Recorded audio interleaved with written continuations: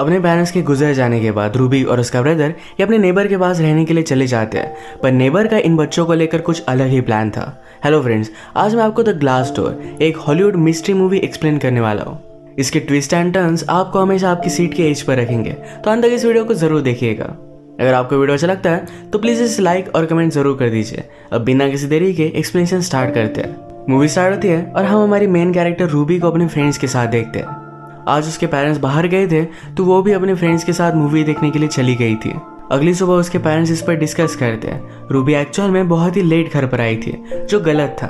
एक दिन रूबी के पेरेंट्स की वेडिंग एनिवर्सरी थी, तो मौके का फायदा उठाकर रूबी अपने फ्रेंड्स के साथ एंजॉय करने के लिए चली जाती है। जब वो वापस घर पर आई तो घर पर पुलिस थे। पुलिस उसे कहते हैं तुम्हारे मदर फादर का एक्सीडेंट हो चुका है। वो बेचारी टूट गई थी, वहीं पर चक्कर आकर नीचे गिर जाती है। इसके बाद डायरेक्टली हमें रूबी के पेरेंट्स का फ्यूनरल दिखाया जाता है। यहाँ पर उसके नेबर्स थे मिस्टर एंड मिसेस क्लास।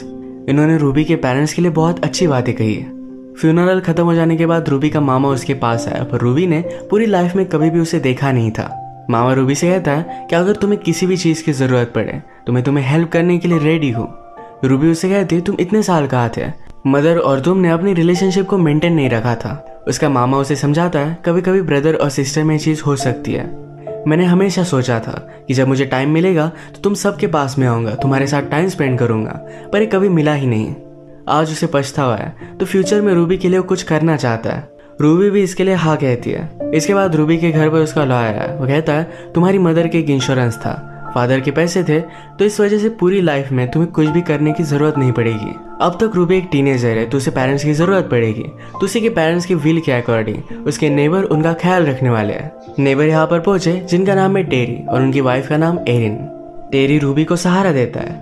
टेरी को लग रहा था कि रूबी अगर अपनी लाइफ न्यू शहर में स्टार्ट करे तो बहुत अच्छा होगा, तो इसी वजह से सारे मिलकर मालूबे में शिफ्ट हो जाते हैं। यहाँ पर इनका एक बड़ा सा हाउस था। रूबी और उसके ब्रदर को उन्होंने एक ही कमरा दिया। रूबी को ये बात अच्छी नहीं लगती, पर टेरी ने कहा कि टेम्पररी है, तुम्हें सेपरेट रूम मिल जाएगा। टेरी और उसकी वाइफ जो खाना खाते हैं ये बच्चों को अच्छा नहीं लगता, तो इस वजह से आज रात उन्होंने पिज्जा ऑर्डर कर लिया। रात में रूबी को नींद नहीं आ रही थी, तो स्विमिंग करने के लिए वो बाहर गई, पर उसे लग रहा था कि कोई उस पर नजर रख रहा है, तो इस वजह से वो वहां से चली जाती है। अगले दिन वो अपनी न्यू स्कूल में गई। प्रीवियस स्कूल में जितना फ्रीडम बच्चों को मिलता था उतना फ्रीडम यहाँ नहीं मिल पाता, पर फिर भी वो एडजस्ट करती है। वो जब घर आई तो एरिन ने उसके लिए क्लोथ्स लाए थे, उसके ब्रदर के लिए वीडियो गेम्स, तो ये दोनों बहुत खुश थे। रात में एरिन अपने फ्रेंड से स्कूल कितनी घटिया है इसके बारे में बात कर रही थी। ये बात एरिन ने सुन ली, उस पर गुस्सा हो जाती है और कहती है तुम्हें अगर यहाँ पर फ्रेंड्स बनाने हैं तो अपना एटीट्यूड चेंज करना पड़ेगा। रूबी को ये बात अच्छी नहीं लगती कि एरिन उसका फोन कॉल सुन रही थी। रात में भी किस तरीके से उसके पेरेंट्स का एक्सीडेंट हुआ होगा इसके उसे सपने आते हैं। एक रात 3 बजे वो स्विमिंग कर रही थी तो टेरी उसके पास आ जाता है। वो उसे गलत नजरों से देख रहा था। उसने उसे फिर से इस तरीके से रात में स्विमिंग करने से मना कर दिया। रूबी के स्कूल में ड्राइविंग का क्लास था, इसमें एक्सीडेंट कैसे होते हैं इसकी वीडियो उन्हें दिखाई जा रही थी। इस बात से रूबी डिस्टर्ब हो गई। उसका रात में खाना खाते हुए मन नहीं लगता, तो वहां से उठकर वो चली गई। एरिन उसके पास आई। वो कहती है क्या तुम्हें कुछ तकलीफ है? रूबी ने कहा कि मुझे जरा बीमार लग रहा है, तो एरिन अपने रूम में जाकर बहुत सारी दवाइयों में से एक मेडिसिन उसे दे देती है। रूबी वंडर करती है कि इतनी सारे पिल्स क्या काम किया। आज रात रूबी को बेहोशी की तरह नींद आई। फिर से बीच रात में उठ गई थी तो उसने नोटिस किया टेरी और उसकी वाइफ ये दोनों झगड़ रहे हैं। टेरी भी रूबी को नीचे देख लेता है। अगले दिन रूबी ने इस न्यू स्कूल में फ्रेंड्स बनाने की कोशिश की, पर उसके कोई भी फ्रेंड्स बन नहीं रहे। आज रात टेरी उसके पास आया और कहता है कि मेरी हॉलीवुड में एक पार्टी है, क्या तुम मेरे साथ चलोगी? रूबी उसे मना करने की कोशिश करती है, पर टेरी मानता नहीं। जब वे दोनों वहां पर जा रहे थे तो टेरी ने अपना माइंड चेंज कर लिया। वो रूबी को एक जगह पर डिनर करने के लिए लेकर आता है। उसने उसे समझाया कि कल रात तुमने जो भी देखा, ये हस्बैंड वाइफ में झगड़े तो चलते ही रहते हैं, कभी कभी एरिन के साथ रहना ये लोनली हो सकता है। फिर से घर वापस आते वक्त टेरी बहुत ही फास्ट गाड़ी चला रहा था। रूबी उसे स्लो करने के लिए कहती है तो रोक लेता है। वो उसके बहुत ही पास आ गया था। रूबी डर गई तो अपना माइंड चेंज कर सिर्फ उसका सीट बेल्ट वो लगा देता है। घर आने पर रूबी नोटिस करती है कि एरिन खुद को सिरिंज लगा रही थी। ये सब बातें रूबी को बहुत गलत लगी, तो डायरेक्टली अपनी सिटी में आकर लॉयर से वो बात करती है। लॉयर को लगता है कि शायद रूबी को कुछ मिसअंडरस्टैंडिंग हुई। उसने रूबी को समझाने की कोशिश की कि अगर टेरी के साथ तुम नहीं रह पाए तो तुम्हें गवर्नमेंट की अलग अलग फैमिलीज में जाना पड़ेगा, जो तुम्हारे लिए सही नहीं होगा। जो हेल्प रूबी को चाहिए थी ये नहीं मिल पाती, पर फिर भी लॉयर कुछ करने वाला था। रूबी के जाते ही लॉयर टेरी को कॉल कर सब कुछ बता देता है। घर आने पर टेरी और एरिन ने उससे बात करते हैं। एरिन ने कहा कि मुझे डायबिटीज की बीमारी है। कल जब मैं इंजेक्शन लगा रही थी तो डायबिटीज की मेडिसिन ले रही थी। रूबी को भी उन पर बिल्ली हो जाता है। नेक्स्ट सीन में रूबी अपने स्कूल में ड्राइविंग की क्लास ले रही थी। ये उसके लिए बहुत ही हार्ड था। एक दिन वो टेरी से मिलने के लिए उसके ऑफिस में जाती है। टेरी के साथ कुछ लोग थे जो उसे धमका रहे थे। उन्होंने उसे मारने की भी कोशिश की। रूबी ये देखकर डर गई और नीचे वर्कशॉप में आई। यहाँ पर उसने नोटिस किया कि उसकी पेरेंट्स की कार है। इन रियलिटी एक्सीडेंट में उसे बर्बाद हो जाना चाहिए था। घर जाते वक्त टेरी रूबी को समझाता है कि बिजनेस है, बिजनेस में कभी कभी इस तरीके की चीजें होती रहती है, इस बात से तुम डरना मत। रात में रूबी ने अपने पेरेंट्स की डेथ की न्यूज निकाली। उसे पता चलता है कि जब उनकी डेथ हुई थी वो BMW चला रहे थे, पर उसके पेरेंट्स के पास तो BMW थी ही नहीं। उसने लॉयर को कॉल किया और कहा कि मेरे पेरेंट्स किसकी कार चला रहे थे, इसके बारे में जरा इन्फॉर्मेशन निकालो। आज रात रूबी को एक ऐसे कंप्लीट करना था, पर वो वैसे ही सो गई। टेरी ये चीज नोटिस करता है और रात में उसने पूरा ऐसे लिख डाला। सुबह जब रूबी ये नोटिस करती है तो उसे बहुत अच्छा लगता है। नेक्स्ट सीन में हम देखते हैं रूबी को उसके स्कूल में मिलने के लिए उसकी सोशल वर्कर आई हुई थी। रूबी के लॉयर ने उसे भेजा हुआ था। सोशल वर्कर को जब पता चला कि रूबी और उसका ब्रदर एक ही रूम में रहते हैं तो उसे गलत लगा। अब वो इंस्पेक्शन के लिए आने वाली थी। इवनिंग में इंस्पेक्शन के लिए जब वो उनके घर पर पहुंची तो टेरी ने ऑलरेडी इनके रूम अलग अलग कर दिए थे। रूबी का ब्रदर भी टेरी के बारे में बहुत अच्छी अच्छी चीजें कहता है। सोशल वर्कर को छोड़ने के लिए सब लोग जब बाहर गए तो रूबी ने थ्रैश कैन में नोटिस किया कि उसके कॉलेज का लेटर था। टेरी ने रूबी के कॉलेज को कैंसिल कर दिया और उसके सारे पैसे फिर से वापस ले लिए थे। रूबी को उसके मामा का भी लेटर आया था, ये उन्होंने उसे दिखाया ही नहीं।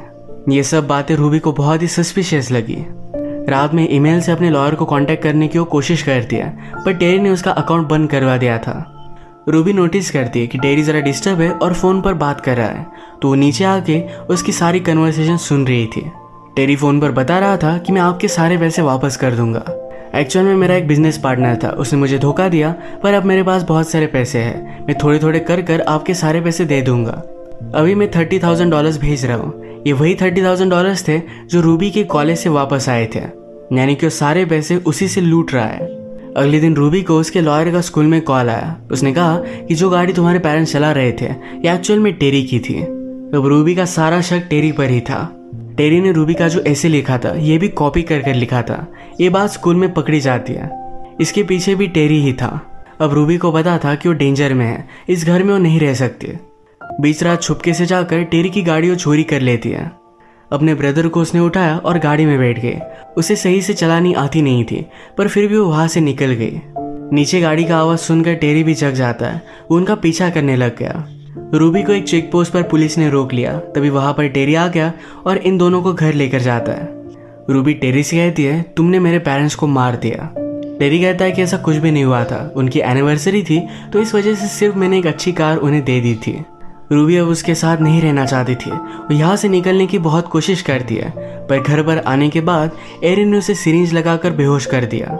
अगले दिन टेरी रूबी के बैंक में गया। वहां से और भी पैसे वो ऐंठने की कोशिश करता है, पर बैंक को पता चल चुका था कि उसने ऑलरेडी $30,000 की चोरी की है। वो उसके अकाउंट को ब्लॉक कर देते हैं। इस बात से वो बहुत डिस्टर्ब हो गया। एरिन को एक्चुअल में डायबिटीज की बीमारी थी ही नहीं, वो हमेशा ड्रग्स करती थी और ये ड्रग्स वो हॉस्पिटल से चुराया करती थी। ये बात जब हॉस्पिटल हेड को पता चली तो उसे फायर कर दिया जाता है। इस बात को लेकर टेरी और एरिन में झगड़ा हो गया। एरिन कहती है हमें इस तरीके से कुछ भी करना ही नहीं चाहिए था। यह हमें पता चलता है रूबी के पेरेंट्स के एक्सीडेंट के पीछे ये दोनों ही थे। एरिन को इस बात से बहुत ही गिल्टी लगता है, तो इस वजह से वो ड्रग्स करती है। टेरी को इस बात से थोड़ा भी पछतावा नहीं है। वो कहता है मुझे अपॉर्चुनिटी दिखी और मैंने वो ले ली। एरिन को आज रात भी ड्रग्स की जरूरत थी, तो यही लेने के लिए टेरी वहां से चला गया। घर में उसने ड्रग्स ढूंढने की कोशिश की तो उसे मिल भी गए। एरिन और टेरी जब यंग थे तो उन्हें एक बेटी भी थी। इसकी वीडियो देखने लग गई। इमोशनल होकर ज्यादा ड्रग्स वो ले लेती है और वैसे ही उसकी डेथ हो गई। रूबी ने नोटिस किया और वो बहुत ज्यादा डर जाती है। टेरी घर पर वापस आया तो उसे बहुत बुरा लगता है। रूबी नीचे जाकर फोन पर किसी से बात कर रही थी, तो इस बात से वो गुस्सा हो गया। रूबी और उसका ब्रदर यहाँ से भागने की कोशिश करते हैं, पर टेरी ने उसे पकड़कर बेसमेंट में डाल दिया। बेसमेंट से इन्होंने निकलने की कोशिश की। एक वेंट था जहाँ से निकल सकते थे। टेरी घर से बाहर जाने वाला था, पर वो अपना माइंड चेंज कर लेता है और घर में आकर ड्रिंक कर सो जाता है। स्लोली ये दोनों घर से बाहर आ गए। टेरी की गाड़ी की चाबी लेकर वो भागने वाले थे, तभी इनका लॉयर यहाँ पर आ गया। वो टेरी से कहता है कि तुमने सब कुछ बर्बाद कर दिया है, बैंक ने भी तुम्हें ब्लॉक कर दिया है। मुझे लगता है कि यहाँ पर कुछ ना कुछ तो गड़बड़ चल रही है। ये दोनों बात ही कर रहे थे, तभी टेरी से पैसे वसूलने के लिए गैंगस्टर वहाँ पर पहुँच जाते हैं। एक्चुअली रूबी ने उन्हें कॉल कर दिया था, कहा था कि टेरी यहाँ से भागने वाला है, जल्दी से यहाँ पर पहुँच जाओ। वो अब टेरी को मारते हैं, पर उसने कहा कि लॉयर मेरा बिजनेस पार्टनर है, इसी ने सारे पैसे चुराए हुए थे। लॉयर इस बात से डर जाता है, कहता है इस बात से मेरा कोई भी लेना देना नहीं। वो यहाँ से जाना चाहता था, पर गैंगस्टर ने उसे मार डाला। अब ये गुंडे मिलकर टेरी को लेकर जा रहे थे। रूबी ने ऑलरेडी टेरी की गाड़ी के ब्रेक्स निकाल लिए थे। इनकी गाड़ी आउट ऑफ कंट्रोल हो गई और रोड पर इनका एक्सीडेंट हो गया।